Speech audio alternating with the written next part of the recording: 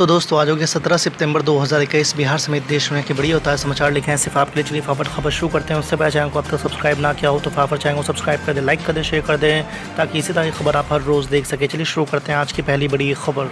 देश में corona virus के नए मामलों में गिरावट लगातार जारी है। कुछ जिले ऐसे भी हैं जहां पर स्थिति अभी भी चिंताजनक बनी हुई है। आपको बता दें कि केंद्रीय स्वास्थ्य मंत्रालय ने गुरुवार को कहा है कि देश में केस पॉजिटिविटी लगातार कम हो रही है। पिछले 11 सप्ताह से लगातार 3% से कम बनी हुई है। मंत्रालय ने कहा है कि देश में 34 जिले ऐसे हैं जहां पर 10% से अधिक साप्ताहिक पॉजिटिविटी है, जबकि 32 जिले ऐसे हैं जहां साप्ताहिक पॉजिटिविटी 5 से 10% के बीच है। वहीं केंद्र स्वास्थ्य सचिव राजेश भूषण ने कहा है कि केरल एकमात्र ऐसा राज्य है जिसमें 1 लाख से ज़्यादा सक्रिय मामले हैं। दूसरी बड़ी खबर, प्रधानमंत्री नरेंद्र मोदी ने गुरुवार को सेंट्रल विस्टा प्रोजेक्ट के तहत बनाए गए नए रक्षा कार्यालय परिसरों का उद्घाटन किया। इस दौरान पीएम नरेंद्र मोदी ने सेंट्रल विस्टा प्रोजेक्ट के आलोचकों को घेरा। पीएम नरेंद्र मोदी ने कहा कि सेंट्रल विस्टा पर कुछ लोगों ने भ्रम फैलाने का काम किया है। आज देश देख रहा है कि सेंट्रल विस्टा प्रोजेक्ट के पीछे हम क्या कर रहे हैं। वक्त से पहले डिफेंस कॉम्प्लेक्स को बनाने का काम पूरा हुआ है। पीएम नरेंद्र मोदी ने कहा, हमने कामकाज की नई शैली अपनाई है। मुझे 2014 में आपने सेवा का मौका दिया था। मैं सरकार में आते ही संसद भवन को बनाने का काम शुरू कर सकता था, लेकिन हमने ये रास्ता नहीं चुना। सबसे पहले हमने देश के लिए जान देने वालों के लिए स्मारक बनाना तय किया है। आज़ादी के तुरंत बाद जो काम होना चाहिए था उसे हम आज कर रहे हैं। तीसरी बड़ी खबर, कांग्रेस के पूर्व अध्यक्ष राहुल गांधी के बयान पर मध्य प्रदेश में भी विवाद बढ़ता जा रहा है। दरअसल बीजेपी नेताओं ने राहुल गांधी पर एफआईआर करने की मांग की है। बीजेपी विधायक रामेश्वर शर्मा ने पुलिस को इस बात का ज्ञापन सौंपा है, तो वहीं गृह मंत्री नरोत्तम मिश्रा ने राहुल गांधी को इच्छाधारी हिंदू बताया है। आपको बता दें कि राहुल गांधी के हिंदू देवी देवताओं पर दिए बयान पर मध्य प्रदेश के गृह मंत्री नरोत्तम मिश्र ने कहा है कि राहुल गांधी इच्छाधारी हिंदू है, सुविधा अनुसार टोपी और टीका लगाते हैं, धार्मिक पर्यटन पर जाते हैं। चौथी बड़ी खबर, समाजवादी पार्टी के मुखिया अखिलेश यादव ने उत्तर प्रदेश की 2022 की चुनावी जंग जीतने के लिए नई हवा है नई सपा है के नारे के साथ मुलायम सिंह यादव के MY यानी मुस्लिम यादव समीकरण की परिभाषा भी बदल दी है। आपको बता दें कि अखिलेश यादव ने नई सपा के MY समीकरण का M का मतलब महिला और Y का मतलब युवा बताया है और कहा है कि इन दोनों के साथ लेकर चुनाव लड़ेंगे। ऐसे में सवाल उठता है कि नई सपा में आखिर क्यों MY समीकरण की परिभाषा बदल दी गई है।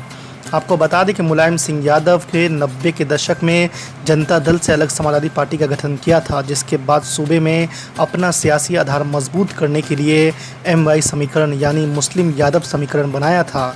आपको बता दें कि यूपी में 20% करीब मुस्लिम और 12% यादव मतदाता है। पांचवी बड़ी खबर, पश्चिम बंगाल के मुख्यमंत्री ममता बनर्जी ने गुरुवार को जोर देकर कहा है कि वो देश को पाकिस्तान या तालिबान नहीं बनने देंगी। ममता बनर्जी ने आरोप लगाया है कि भगवा पार्टी ने दावा किया है कि भवानीपुर में यदि टीएमसी जीती तो ये पाकिस्तान बन जाएगा। आपको बता दें कि टीएमसी सुप्रीमो भवानीपुर से उपचुनाव लड़ रही है और मुख्यमंत्री बने रहने के लिए उन्हें हर हाल में ये चुनाव जीतना होगा। ममता बनर्जी ने चुनाव प्रचार के दौरान कहा कि मैं बीजेपी की नीति और राजनीति पसंद नहीं करती हूँ। वे केवल धार्मिक आधार पर लोगों को बांटने की राजनीति करते हैं। नंदीग्राम में उन्होंने कहा था कि यह पाकिस्तान बन जाएगा यदि टीएमसी जीती और अब वो भवानीपुर में भी यही बात कह रहे हैं। ममता बनर्जी ने मतदाताओं से अपने लिए वोट मांगते हुए कहा है कि मैं चाहती हूं कि मेरा देश मजबूत बने और मैं पूरी ताकत से अपनी मातृभूमि की रक्षा करूंगी। छठी बड़ी खबर, ऑल इंडिया मजलिस इत्तेहादुल मुस्लिमीन के प्रमुख और हैदराबाद से सांसद असदुद्दीन अवैसी ने बुधवार को कहा है कि वो मुसलमानों का वोट काटने के लिए नहीं बल्कि उन्हें सियासत में हिस्सेदारी दिलाने के लिए उत्तर प्रदेश विधानसभा चुनाव के मैदान में उतर रहे हैं। आपको बता दें कि भारतीय किसान यूनियन के नेता राकेश टिकैत द्वारा उन्हें बीजेपी का चचा जान कहे जाने पर ओवैसी ने कहा है कि टिकैत को ऐसी सियासत बंद कर देनी चाहिए। असदुद्दीन अवैसी ने कहा कि उत्तर प्रदेश में जितने भी समाज है उनका एक नेता है, उन सभी का राजनीतिक सशक्तिकरण है और उनकी एक आवाज़ भी है, मगर मुसलमानों के साथ ऐसा बिल्कुल भी नहीं है। हमारा मकसद मुसलमानों को राजनीतिक भागीदारी दिलाना है। मुसलमानों के वोट काटने के लिए चुनाव मैदान में उतरने के खुद पर लग रहे आरोप का जवाब देते हुए ओवैसी ने कहा कि मुसलमान किसी राजनीतिक दल के बंधुआ या कैदी नहीं है।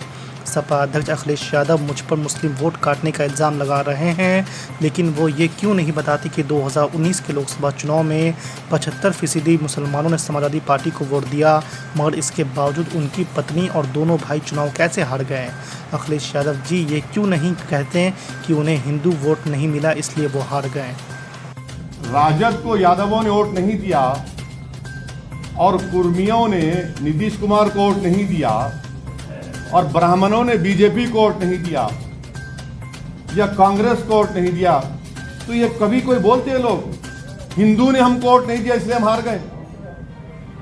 कभी सुना आपने क्या कि मुसलमान क्या इनका गुलाम है, कैदी है, कि हम तुमको वोट डालते रहेंगे? कभी नहीं बोलेंगे, कभी नहीं बोलेंगे ये बात। मगर जहां लफ्ज मुसलमान आएगा वो समझते हैं कि हमारा कैदी है। ये मामला इनको सोचना पड़ेगा कि अब माहौल बदल चुका है ना। हराए ना, नहीं हराए ना हम लोग। देखिए 19 सीट हम लड़े, कितने लड़े हम लोग? 19 लड़े, 5 जीते। आपको मालूम 9 पे गठबंधन जीता, और वो 9 सीट जहां पे गठबंधन जीता, हमारा जो मेजॉरिटी थी वो उनके विनिंग कैंडिडेट से कम थी। 6 एनडीए जीती, और वो भी हम जो 6 वोट किए, जो 6 कैंडिडेट हमारे वोट किए उनका मेजॉरिटी फर्क नहीं पड़ता। तो झूठ है ये भाई। आप हार रहे हैं, आप कर रहे हैं। अच्छा एक बात बताइए हमको, अगर राजद को यादवों ने वोट नहीं दिया और कुर्मियों ने नीतीश कुमार को वोट नहीं दिया और ब्राह्मणों ने बीजेपी को वोट नहीं दिया या कांग्रेस को वोट नहीं दिया, तो ये कभी कोई बोलते हैं लोग हिंदू ने हमको वोट नहीं दिया इसलिए हम हार गए? कभी सुना आपने क्या कि मुसलमान क्या इनका गुलाम है, कैदी है, कि हम तुमको वोट डालते रहेंगे? कभी नहीं बोलेंगे, कभी नहीं बोलेंगे ये बात। मगर जहां लफ्ज मुसलमान आएगा वो समझते हैं कि हमारा कैदी है। ये मामला इनको सोचना पड़ेगा कि अब माहौल बदल चुका है। अब वो मामला नहीं चलने वाला है, कहीं पर भी नहीं चलने वाला है। उत्तर प्रदेश का ले लीजिए, हम क्या लोकसभा का चुनाव लड़े, वहां पर 1 सीट नहीं लड़े, कैसा जीत गई बीजेपी? कौन जिम्मेदार है उसका? अखिलेश यादव की वाइफ हार गई, दोनों भाई हार गए, हमारी वजह से हारे। मैं तो ज्योतिषी नहीं हूं ना, मैं सेफोलॉजिस्ट हूं। मैं हाथ देखकर भी नहीं बोल सकता क्या होने वाला है। मुझे क्या मालूम क्या होगा, जो भी होगा अच्छा होगा इंशाल्लाह। किसने? फिर से बोलिए, सुनने। कौन बोले ये बात? अब सवाल ये पैदा होता है कि उनको बिहार, खास करके मगही वगैरह तो बिहार के क्षेत्र में बोली जाती है। मैं नहीं समझता हूँ कि एक जिम्मेदार नेता को किसी भाषा को लेकर, किसी क्षेत्र को लेकर या किसी समुदाय को लेकर इस तरह की भाषा का इस्तेमाल नहीं करना चाहिए। ओके, अरे किसी दूसरे पॉलिटिशियन के लिए रख लिए सवाल।